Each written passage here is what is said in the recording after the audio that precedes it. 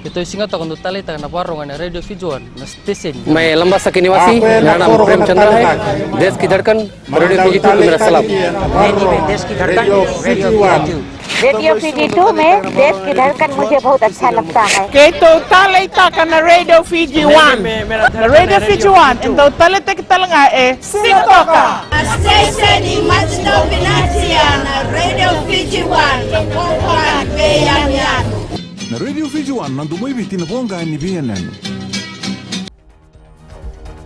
Tonight, human trafficking investigations still open, and farmers prepare for 2014 cane crushing season.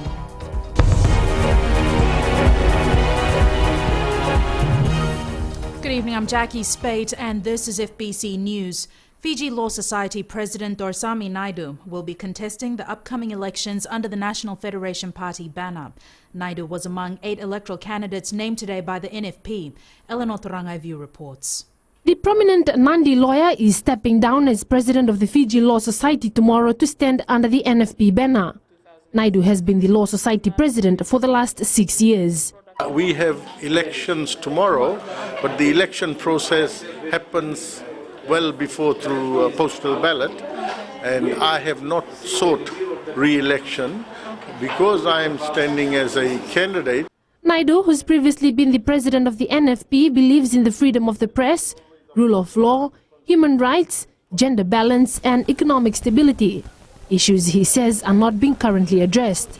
I have been born in this country, and I've always been interested in politics.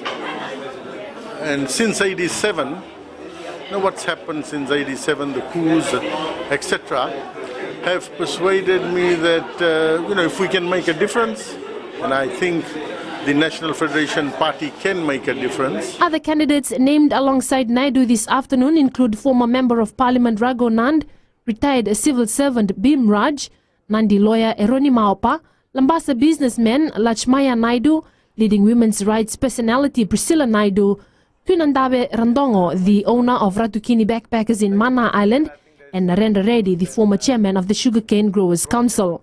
More names are expected soon. We have some very formidable women, Ito K and other candidates who are under consideration. Some have been considered already. We just need some more time.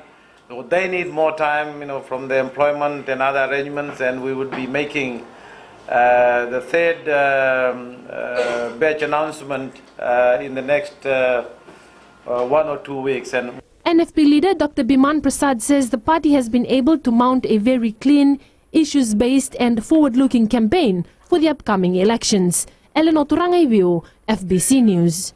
The application of the proposed Fiji United Freedom Party has been rejected by the Registrar of Political Parties and Election Supervisor Mohammed Saneem. It was found that the applicant did not provide the minimum number of required members. Of the 5,489 signatures provided, analysis shows that only 3,822 of the members could be validated. With convictions in the recent domestic trafficking and sexual slavery case, the police are now investigating the names of people identified during the recent trial. The names were revealed by Inoke Rakandroka and Muhammad Shifa Sangaitu, who allege these people were clients who paid for sex with underage girls. Chanel Sivan reports. While the names have been suppressed by the Suva High Court, we can tell you it includes prominent Suva businessmen and a member of the judiciary. Divisional Police Commander Southern Celestiano Bambakoro confirms the Human Trafficking Unit at the Criminal Investigations Department in Suva is working on more leads. At the moment, we are working on leads that are coming up. Some of the other two have been convicted. There are other names that are coming up, but the police are conducting their own investigation on that issue. This is totally new to the Fiji Police Force, but we are manning well at the moment, following up information that are coming about in relation to human trafficking. Fiji Women's Crisis Center Coordinator Shamima Ali believes domestic trafficking and sexual slavery is a bigger problem than people realize because more underage girls are being trapped. We've had cases brought to us over the years of girls who have been brought in under false pretenses from other countries, that they will be taken to Australia, they will be doing normal work, labor, not sexual slavery and things like that. But as soon as they enter the country, the passport is taken away from them and they are made to work under either for hard labor or for sexual activities under very bad circumstances, and they are threatened and so on. In fact, we have got, at this moment, we are dealing with some young women whom we are trying to get their passports back to send them back to their countries. Ali says FWCC has come across many such cases where vulnerable girls and young women aren't aware of what they are getting into. The men who are using these girls, and and they're very young girls, so there are also laws against that. And we are ignoring that. But I just think that the police need to get hold of these perpetrators, because there is a list out there, I believe, that has been given. And I just think that they also need to look at people who are using these girls for their sexual services, and almost like, it's like a form of sexual slavery, and very, very young girls. So there are also laws against defilement and laws for rape and things according to the crimes decree. So I think those things need to be taken into account. At the moment, there's a unit up there at the CID headquarters, and they're conducting investigation in relation to this kind of crimes. And as for last week, accused have been dealt with, and they've been sentenced. And that's a result of the organization gearing up on the issue of organized crimes. 2 men were earlier this week sentenced for slavery of underage girls and using them for sexual services. Chanel Shivan, FBC News. Prime Minister of Orenge Bainimarama presented the government's traditional condolence or rengu-rengu to the late Ranganatauke Naua Ratuponicheselo in Nandi this morning. Bainimarama was accompanied by the Attorney General Aisaid Kayum and Minister for Women Dr. Chico Loveni. Members of the Ba Provincial Council also attended the funeral at Saunaka village. The Itauke Naua passed away a week ago. He is survived by his wife Meroanilo, son Ratutaito Nalukuya, and 5 grandchildren. Ratuponichese was laid to rest at the village South Tambu in Saunaka. Coming up after the break, National Fire Authority warns against bushfires.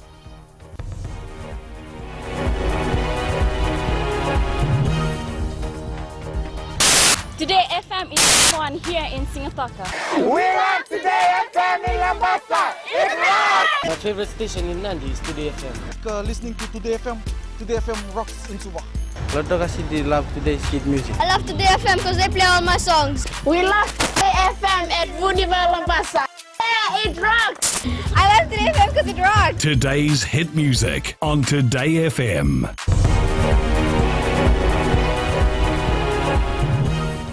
Welcome back. This is FBC News. The Pacific Islands Development Forum today received a check of $30,000 from ANZ Bank in Suva for the forum meeting in Nandi next week. Josephine Avula reports.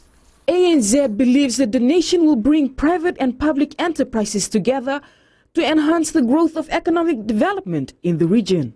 It's important to mention that at ANZ we take sustainability very, very seriously, and I'm pleased to say that we were voted number 1 6 out of 7 times in the last 7 years.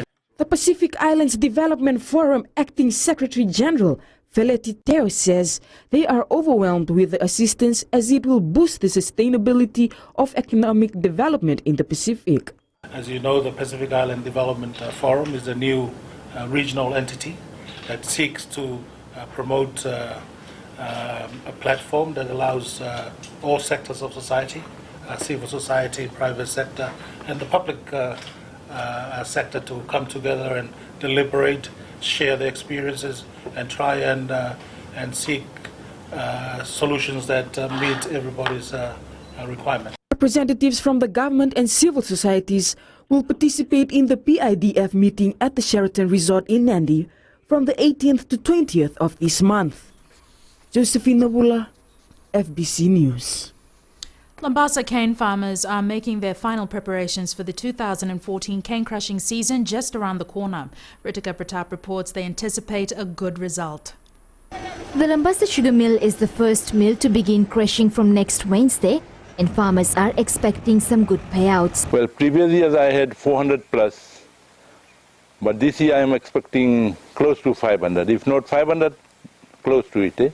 Cane production this year will be good compared to last year, and we expect good weather too. Farmers previously had issues with finding laborers for harvesting. However, this is not an issue for these two farmers. I'm getting the laborers from Galemumukoro, around about 20 miles from my farm. I got the camp for them. I got the camp, and I'm paying them $15 per ton. In my gang, there are many farmers, and some of them bring the laborers. The gang is made up of 15 farmers. One problem that's existed over many years is the poor cane access roads. The only thing we are waiting for it, because the road has been granted, given grant of $2,000 for our road. We are 7 farmers on it, and we are still waiting for the contractor to do the job. The cane access road is bad. FSC is yet to give the money, so the road condition is very bad. The Rarawai sugar mill begins crushing on the 19th, while the Lautoka mill begins on July 1st. Crushing at the Penang mill in Raki has been delayed. Ritika Pratap, FBC News. Concern is rising over the recent increase in grass fires in the Western Division. With the current spell of dry weather, the National Fire Authority is advising people to refrain from lighting fires, even if it's to burn rubbish. A total of 60 grass fires were recorded in April, the Western Division topping the list. In terms of the month of April alone, our western stations from Singatoka to Ragiriki, they responded to about 41 bush rubbish and cane fires, and calls, especially in the Nandi area. O'Connor says the public, especially those in farming communities, need to be careful. There isn't enough equipment at some of the fire stations to respond to grass fires up and down the Western Division. The major concern that we have is in case we are attending to such fire and there is a property fire, and usually these calls are quite away from the main centers, and usually in our stations, at the moment, smaller stations like Tabo or Kireki, we only have one truck. The NFA plans to buy more equipment, but that doesn't mean people can start grass fires or burn rubbish without due care. Savera Tabua, FBC News. National Biodiversity Day was marked today with the theme My Fiji, Our Island Biodiversity. Ellen Stolz reports this year the Ministry of Environment focuses on educating children. The Environment Ministry saw a number of primary schools gather at the Fiji Museum in Suva. Permanent Secretary Samuela Namosi Maalua says it's all about educating the youth. Well, for me, personally, it is for the children. We set the platform now, and for them to understand so that in the future they continue the protection of our biodiversity. That's why today's celebration is important. He also says the Department of Environment, which spearheads protection and conservation efforts, is going through changes of its own. The Department of Environment is going through some changes based on the challenges that we are facing now and what we will face in the future. So the structure cannot be the same. So we are looking at these issues in line with the structures we are undertaking. So plans are still ongoing. We will need to appraise our minister on this. The event was also used to launch the National Eco School Challenge and Biodiversity Photo Contest for schools. Julia Tamani, a teacher at Vioto Primary School, says teachers are key, promoting the need to protect our environment. First of all, teachers are role models of everything. When students come to school, they look up to teachers. And I feel that teachers should actively take part because of that. They need to show children first what to be done, and children will be able to get what is to be done in order to safeguard all these issues of environment. Vasiti Ratukana, even at a young age, realizes that she and others like her hold the key to the environment's conservation. The environment is important to us because it gives us oxygen and it helps us to live. We shouldn't litter because we are also making our environment ugly. With reforms underway in the ministry and more programs targeted at educating children, the future seems bright. Ellen Stolz, FBC News. Friday Night Sports, Jamie joins us with the latest. Good evening. Coming up, Flying Fijians ready to prove the worth of its scrums tomorrow against Tonga. This and more after the break. Gold FM is #1 here in Sigatoka. Gold FM is our favorite radio station here in Lautoka. Gold FM is #1 in Nandi. I love listening to Gold FM in Ba. We love listening to Gold FM, only the classic hits here in Suva. Hear about bottled cola, you immediately think of gold. I'm Josephine Sabi and I love hearing Gold FM. Gold FM, only the classic hits.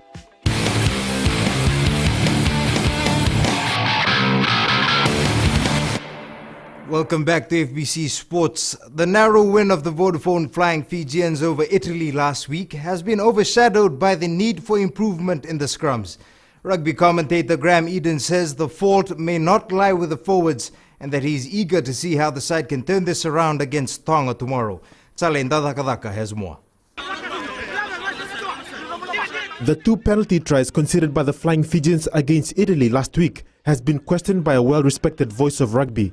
I think there was a total misunderstanding between the English referee and the style they play in the UK and what is acceptable here.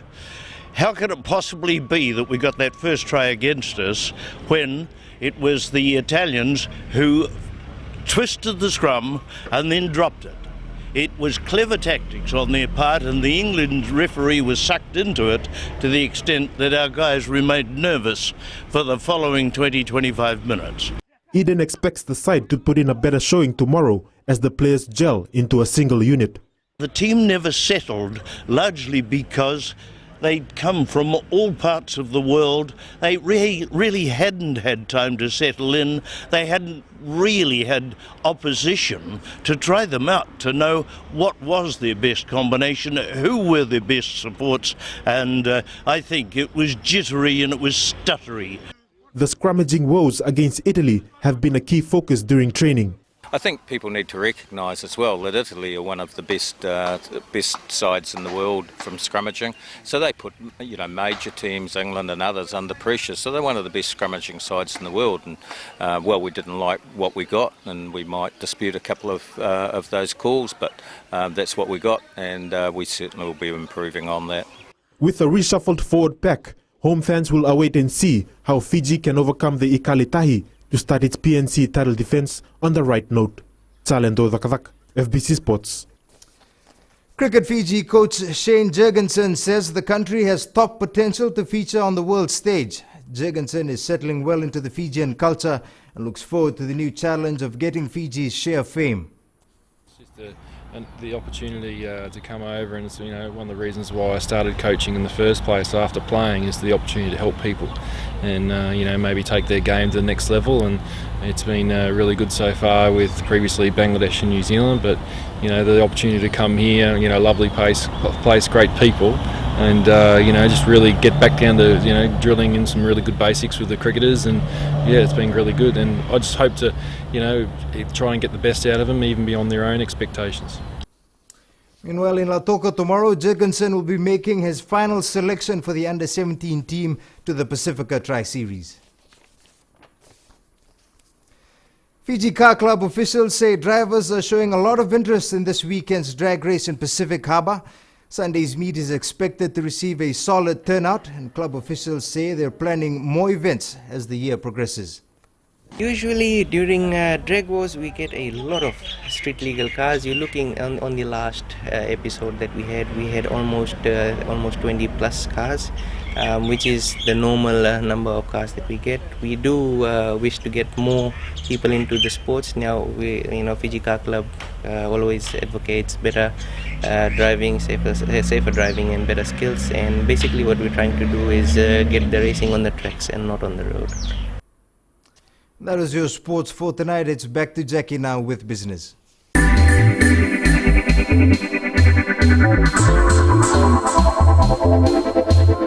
Amalgamated Telecom Holdings has announced the impending retirement of Vodafone Chief Executive Aslam Khan. ATH Board Chair Ajit Koragode says Khan, who's held a position since the company's inception 20 years ago, will officially end his tenure on 30th June. Chief Operating Officer Pradeep Lal has been chosen to take over from Khan and officially assumes the post from 1st of July.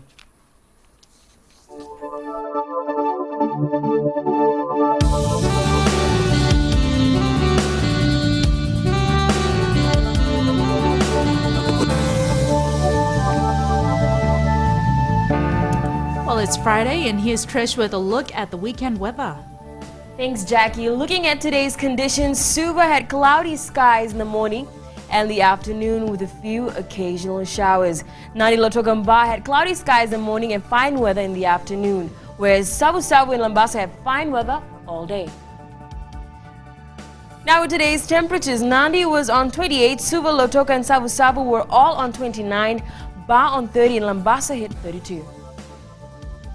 Tomorrow's forecast, Suva just might have fine weather in the morning and cloudy skies with chance of scattered showers in the afternoon. Savu Savu with cloudy skies in the morning and occasional showers in the afternoon. As for Nandi, Lotoka, Ba and Lambasa, you folks will have fine weather all throughout the day. Looking at today's image of the day of the shot of Suva at night, sent in by Sylvia Shivan. Thanks so much for that, Trish. Before we leave our main stories once again, National Federation Party names more candidates for 2014 elections. Police confirm human trafficking investigations are still open and farmers prepare for 2014 cane crushing season. On to our poll question for this week, we've been asking, do you think Fiji rugby teams need to better their scrums? Visit our FBC website to take part. Remember, you can send us newsworthy pictures and videos on email citizenseyes@fbc.com.fj or share it with us via Facebook page FBC News. And if you're on Twitter, follow and tweet us your news tips at FBC News or simply hashtag FBC News. That's news for tonight. Join Amrita Priyadarshini from tomorrow evening with the weekend news. The team and I will be back on Monday. Until then, have a safe and enjoyable weekend. Bye for now.